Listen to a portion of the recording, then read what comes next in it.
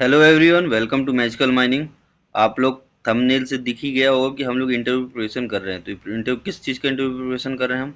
ओवरमैन हो गया, माइनिंग सरदार हो गया, एंड अदर जो माइनिंग प्रोफेशनल्स हैं उनके रिलेटेड चीज़ें होंगी हमारे इंटरव्यू प्रिपरेशन में। सो आप लोग अपडेटेड रहिएगा और जो भी हम वीडियोस डालते हैं तो आप उस चीज़ को देखिएगा और समझिएगा कि क्या चीज़ें होंगी जो आपके इंटरव्यूअर आपसे क्वेश्चन कर सकता है।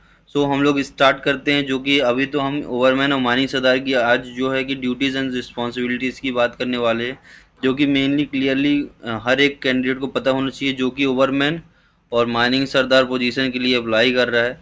तो उनको ये चीज़ें तो कन्फर्मली पता होनी चाहिए, क्योंकि इंटरव्यूअर हमेशा यही क्वेश्चन करता ही करता है 100%, जो कि आपको एक अच्छा आंसर देने के लिए पूरा क्लियरिफाई आपको कर देगा कि आपको किस तरीके का आंसर करना है। ठीक है। सो फर्स्टली मैं बता दूं कि मैजिकल माइनिंग क्या है, कि रिज्यूम राइटिंग सर्विसेज प्रोवाइड करता है, जो कि एचआर कोऑर्डिनेशन से होता है। आपको पता होगा कि प्राइवेट कंपनीज में जहाँ पे भी अप्लाई करेंगे तो आपको आपको एक एटीएस फ्रेंडली रिज्यूम देना पड़ता है कंपनीज में। बट आप ये जानिए कि आप किसी भी वैकेंसी के लिए अप्लाई करते हैं तो आपकी वैकेंसी के रिलेटेड हर अलग अलग आपको रिज्यूम देना पड़ता है। आप सोचोगे कि एक रिज्यूम बनाकर आप सभी वैकेंसीज में भेज दोगे, तो ऐसा नहीं होता है।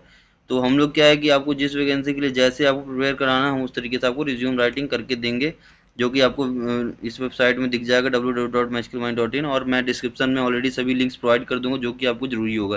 लिंक्डइन ऑप्टिमाइजेशन, करियर गाइडेंस के लिए, जॉब प्लेसमेंट के लिए, सब चीज़ आपको डिस्क्रिप्शन में आपको लिंक्स मिल जाएंगे, आपको हमसे कांटेक्ट कर सकते हैं आप। तो हम लोग चलते हैं, जिस तरीके की हम बात करने वाले हैं जो कि इंटरव्यू प्रिपरेशन के लिए जो क्वेश्चंस है उस चीज़ को हम प्रिपेयर करके जो हमने बनाया हुआ है वो आपको दिखाते हैं। ठीक है। So go to the preparation for the interview. Okay. तो हम लोग बात करने वाले हैं जो ओपन कास्ट कोल माइनिंग है ना। ओपन कास्ट कोल माइनिंग है, तो जो भी candidate open cast coal mining के लिए प्रिपेयर कर रहे हैं इंटरव्यू के लिए, तो आपको ये चीज़ें बेनिफिटेड होगा, क्योंकि मैं जो चीज़ें बताने वाला हूँ उसको नोट डाउन करते जाइएगा।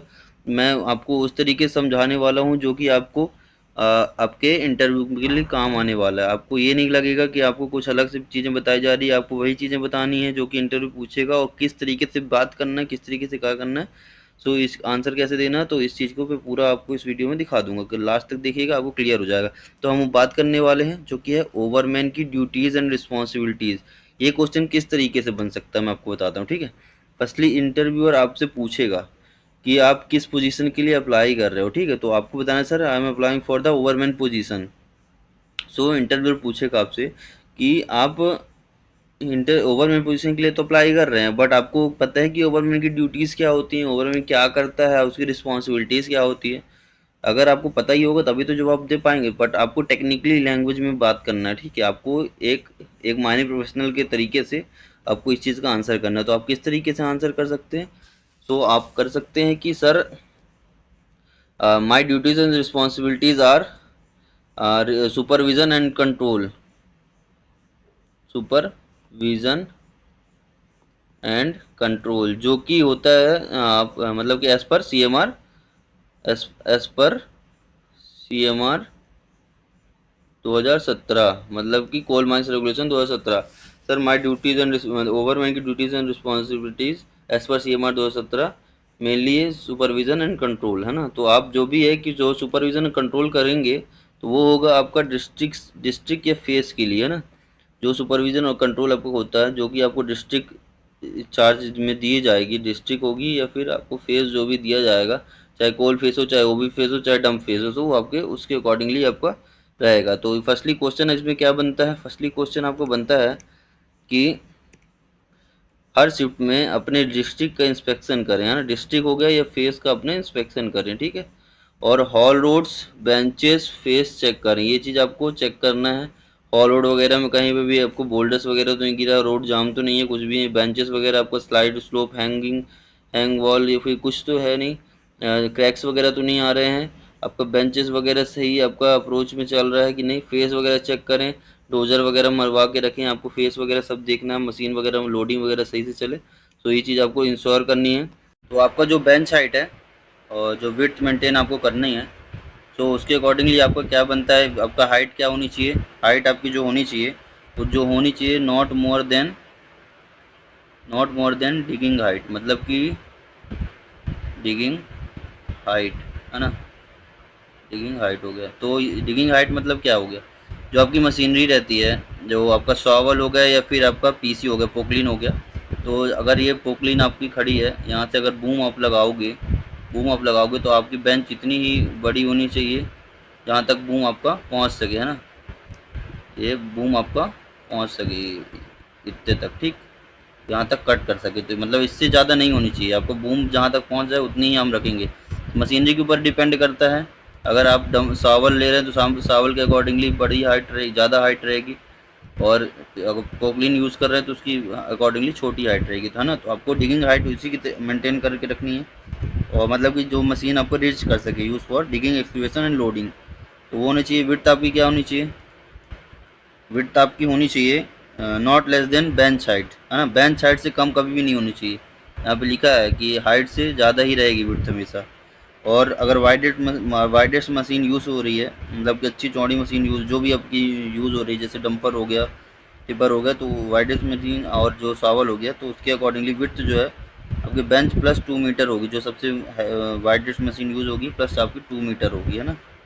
और आपका अगर देख सकते हो तो 3 टाइम्स आपका डम्फर्स की भी हो सकती है, 3 टाइम्स डम्फर्स, जो भी आपका डम्फर यूज़ हो रहा है, ये जैसे ये डम्फर है उसके अकॉर्डिंगली आपको डम्फर 3 डम्फर रखेंगे, तब आपको बेंच की विड्थ होगी, ये भी बेंच की विड्थ होगी, है ना। और हाइट तो ये आपको डिगिंग हाइट जो भी बूम है उसके अकॉर्डिंगली होगी, है ना, जहाँ तक आपको डिग कर सकता है, तो ये चीज़ आपको ध्यान रखनी है। अगर डंप की हम बात करें, डंप का जो बेंच होता है आपको 30 मीटर से ज़्यादा नहीं होना चाहिए, ठीक है। अगर 30 मीटर से ज़्यादा होगा तो हम बेंच बनाकर ही काम करेंगे, हम उससे ज़्यादा को बेंच को बढ़ाकर नहीं चलाएंगे, ठीक। हॉल रोड ग्रेडियंट आपको मेंटेन करना है जो कि सेफ हो, तो हॉल रोड का जो भी रहता है, हॉल रोड का जो ग्रेडियंट है आपका 1/16 रहता है, 1/16, और जो रैंप का ग्रेडियंट रहता है आपका 1/10 रहता है, ठीक है। हॉल रोड क्या होती है, हॉल रोड जहाँ पे भी बड़े बड़े डंपर्स वगैरह, टिपर्स वगैरह आपका माल लेके ट्रांसपोर्ट किया जाता है। रैंप क्या रहता है, रैंप आपका बेंच में चढ़ने के लिए, जैसे ये बेंच है, ये आपका रैंप बनाया जाता है, ये तो हॉल रोड है, सीधे सीधे पूरा चल जाता है, रैंप क्या है, ऐसे ढलाऊ रास्ता रहता है, ठीक है। तो उसके अकॉर्डिंगली आपको हम रैंप बोलेंगे। देन आपको वाटर स्प्रिंकल अरेंजमेंट, जो वाटर स्प्रिंकलर मतलब कि जैसे अपने को डस्ट कंट्रोल करना है तो पंप अपने को वाटर अरेंजमेंट करना पड़ेगा, वाटर अरेंजमेंट, और वाटर स्प्रिंकलर मतलब कि वाटर टैंकर्स का भी अरेंजमेंट करना है। आपको ये चीज़ें इंश्योर करनी है जो कि ओवरमैन ड्यूटीज़ में आएगा, बट माइनिंग सरदार को क्या करना पड़ता है, ये दोनों तो ओवरमैन करके दे देगा, बट आपको माइनिंग सरदार को सिर्फ डस्ट कंट्रोल करना है, मतलब डस्ट कंट्रोल के लिए पानी का छिड़काव करवाना है, आपको सिर्फ ये चीज़ ध्यान रखना है। दोनों की ड्यूटीज़ में इतना फ़र्क है, क्योंकि ये क्या है, अरेंजमेंट करता है, माइनिंग सरदार उसको वो करता है, ठीक है, स्प्रे कराने का काम वो करता है। देन आपको फिफ्थ क्या है, ब्लास्टिंग का पहले रेड फ्लैग लगाना है, सायरन सिग्नल जो कि 3 बार आपको सिग्नल्स दिया जाता है, 3 सिग्नल्स दिए जाते हैं आपका ब्लास्टिंग करने से पहले। डेंजर जोन में क्लियरेंस कंफर्म करें, जो कि डेंजर जोन हमेशा 500 मीटर रहता है, आप 500 मीटर दूरी पर ही हमेशा रहेंगे ब्लास्टिंग के। आपका 6 जो है, मशीनरीज वगैरह, डंपर, डोजर, शॉवल, ड्रिल का प्री स्टार्ट चेक करें। आपका डंपर होगा, dozer, shovel, drill, grader, tipper, surface miner, जो भी आपको ओपन कास्ट मशीनरीज में आता है, सरफेस माइनर हो गया, है ना, लोडर हो गया, तो सबका आपको प्री स्टार्ट चेकअप कंफर्म करना है, कि आपको ये हमेशा वेरीफाई करें, सभी ऑपरेटर्स से आप पूछ लें कि आपने प्री स्टार्ट चेक किया है, आपने चेक कर लिया मशीन को अपने, तब आपको रनिंग करना है। सातवां, एक्सीडेंट या अनसेफ कंडीशन का रिपोर्ट मैनेजर को लिखित में, कहीं भी आपको कोई फेस हो या डंप हो, आपको कहीं भी अनसेफ लगता है तो आप मैनेजर को रिपोर्ट करेंगे, ठीक है, मैनेजर को रिपोर्ट करेंगे, ये आपको इंश्योर करना है।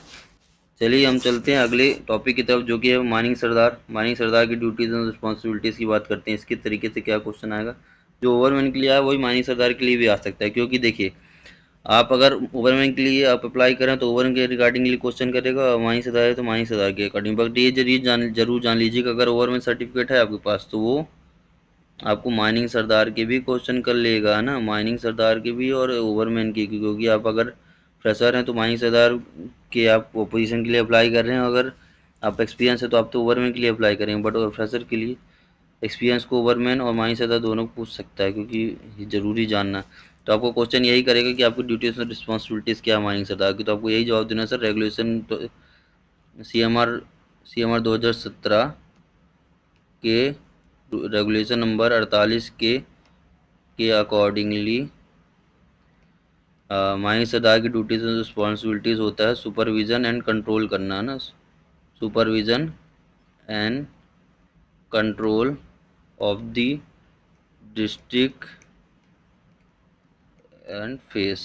ठीक, तो ये चीज़ आपको इंश्योर करनी है, ये चीज़ आपको वही आंसर करना है जो इंटरव्यू पूछना चाहता है, अपने से कुछ ही मत बता के बताइएगा। तो अगला है शिफ्ट के दौरान अपने डिस्ट्रिक्ट में प्रेजेंट रहे और सुपरवाइज करे, वही बताया, सुपरविज़न करना है अपने को, सुपरविज़न करना है। ठीक है, ये चीज़ इंश्योर करें। बेंच में क्रैक वगैरह आएगा तो वो देखना है, स्लाइडिंग या ओवर हैंगिंग चेक करें। अगर बेंच बनी हुई है अपनी, जो बेंच बनी होती है, अगर यहाँ पे आपको दिख रहा है या बोल्डर वगैरह लटका हुआ है, तो आपको इंश्योर करना है कि इसको ड्रेसिंग करा दें। इसको ड्रेसिंग करा देंगे तो ये साफ़ हो जाएगा। ठीक है, इसको ड्रेसिंग करा देंगे तो पूरा क्लियर हो जाएगा, जिससे कि नीचे कोई वर्कर वर्क कर रहा है या फिर मशीनरीज वर्क कर रही हैं तो आपको दिक्कत नहीं होगा। ठीक,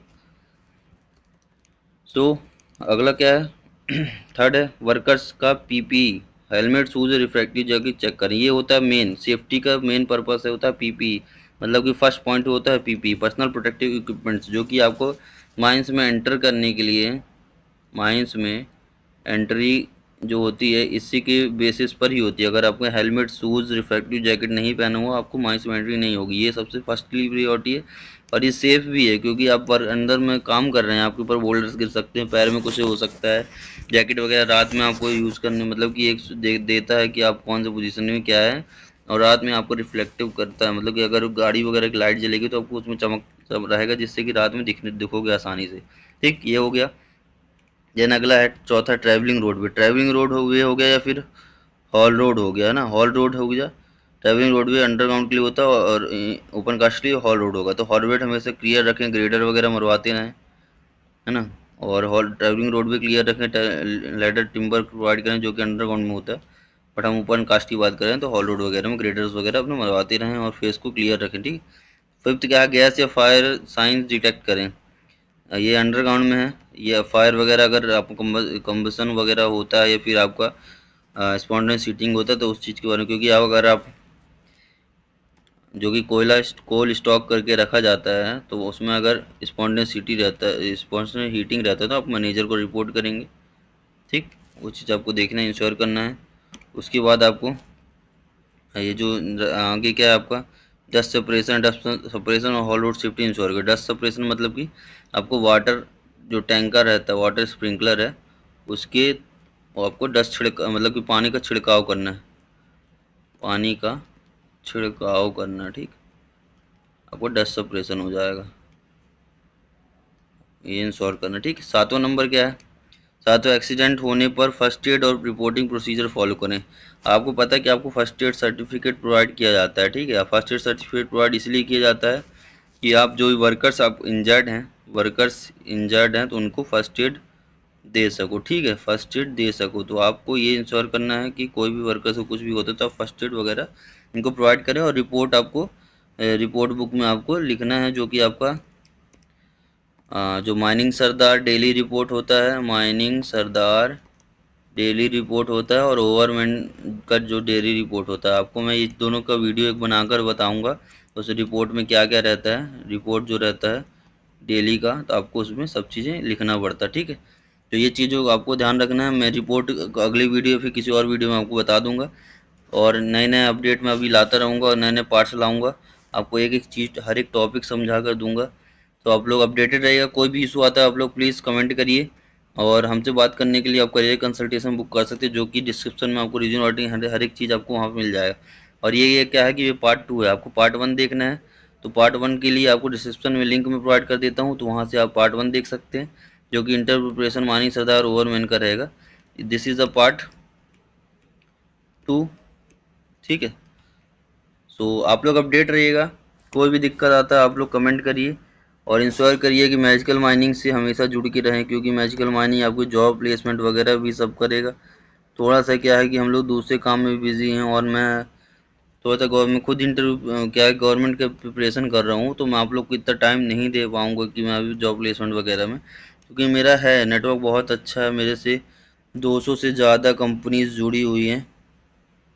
बट क्या है कि मैं भी अपने फैमिली के थोड़ा सा दबाव में हूँ, तो मैं ये चीज़ों को भी क्लियरली वो नहीं कर सकता हूँ। तो आप लोग से निवेदन है कि आप लोग थोड़ा सा हमसे कांटेक्ट करें, मतलब कनेक्टेड रहें। हम लोग जैसे जैसे आगे बढ़ेंगे आप लोग को भी बढ़ाते जाएंगे। तो अपडेट रहेगा। Thank you so much.